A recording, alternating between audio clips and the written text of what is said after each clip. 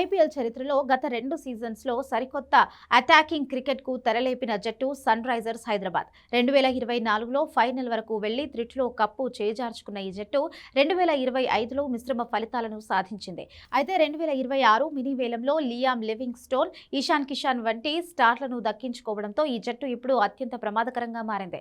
SRHకు ఉన్న అతిపెద్ద బలం ట్రావిస్ హెడ్ మరియు అభిషేక్ శర్మ.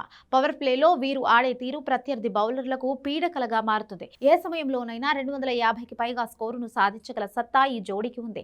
ఈసారి మిడిల్ ఆర్డర్స్ మరింత బలోపేతమైంది. నితీష్ కుమార్ రెడ్డి ఎదుగుదల జట్టుకు పెద్ద ప్లస్ పాయింట్. వీరికి తోడు Heinrich Klaasen, Liam living stone వంటి హిట్టర్లు ఉండడం వల్ల చివరి ఓవర్స్లో పరుగుల సునామీ ఖాయం.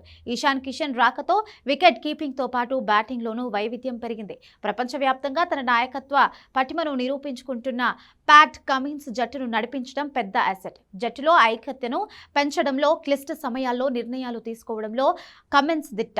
లివింగ్ స్టోన్, నితీష్ కుమార్ రెడ్డి మరియు కొత్తగా చేరిన హర్ష్ దూబే వంటి వారు జట్టుకు అవసరమైన బ్యాలెన్స్ను ఇస్తున్నారు.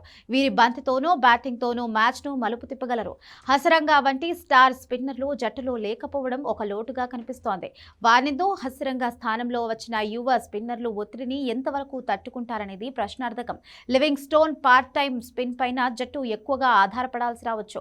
మహమ్మద్ షమి వంటి అనుభవజ్ఞుడైన భారతీయ పేసర్ లేకపోవడం జట్టుకు పెద్ద మైనస్.